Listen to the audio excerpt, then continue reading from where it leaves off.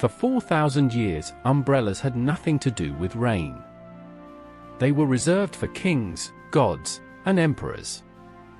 Ordinary people weren't even allowed to hold one. Picture ancient Mesopotamia, over 4,000 years ago. Stone carvings from this era show servants holding large parasols over the heads of kings and nobility, not to block rain, but to shield them from the sun. In this part of the world, shade itself was a form of power. Only the elite were considered worthy of protection from the sun's heat, and the parasol became a visual marker of exactly who held authority. This wasn't just a Mesopotamian idea. Similar sun-shading devices appear independently in ancient Egyptian, Chinese, and Indian art dating back thousands of years. In ancient China, historical texts describe elaborate parasols reserved specifically for emperors, with the number of layers and tiers on the parasol directly signaling the owner's rank. A single umbrella, in other words, could tell you exactly how powerful the person standing beneath it actually was. So if parasols were about status and sun, when did rain actually enter the picture? The answer comes from ancient Rome. Roman women are believed to have been among the first to use waxed, waterproofed parasols specifically to stay dry, adapting a symbol of royal status into something more practical. Even so, umbrellas remained associated primarily with women and the elite in Rome. A real man, according to Roman social attitudes, simply endured the rain. For over 1,000 years afterward, the umbrella all but vanished from Western Europe.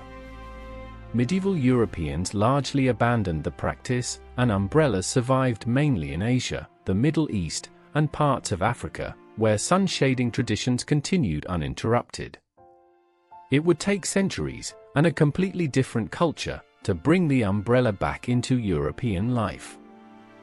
The turning point came through trade with China and East Asia during the 1600s and 1700s, when European travelers and merchants encountered oiled paper and silk umbrellas designed specifically for rain protection. These practical rain umbrellas began slowly filtering into European fashion, though they carried a serious social problem. In Britain, using an umbrella was still considered distinctly feminine, and something no respectable gentleman would be caught carrying. Here's where one man's stubbornness rewrote an entire cultural norm. In the 1750s, an English philanthropist named Jonas Hanway began carrying an umbrella publicly through the streets of London, despite relentless mockery and ridicule from onlookers who considered it absurd and effeminate for a man to use one. Hanway kept walking with it anyway, rain after rain, year after year, refusing to back down. Slowly, remarkably, the ridicule faded. Hanway's persistence is widely credited by historians as a key factor in making umbrellas socially acceptable for British men by the time of his death in 1786. Some accounts even claim umbrellas were nicknamed Hanways in London for a period afterward, in reference to the man who refused to let public mockery stop him from staying dry. Once the social stigma broke, umbrella technology advanced rapidly.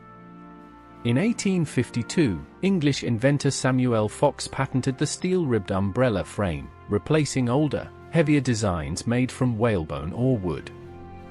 This lighter, more durable steel framework became the foundational design still used in nearly every umbrella manufactured today, over 170 years later. By the late 1800s and early 1900s, mass production had transformed the umbrella from a curious, gender-restricted novelty into an ordinary, affordable household item across Britain, America, and much of the industrialized world. What had once been a rare symbol exclusively reserved for emperors and gods was now something nearly anyone could purchase for the cost of a simple errand. From sacred symbols of divine kingship in ancient Mesopotamia, to a stubborn Englishman mocked in the streets of London, to the steel-ribbed design folded in your bag right now, the umbrella traveled an extraordinary distance to become this ordinary. It once told the world exactly who held power. Today, it just tells the world it might rain.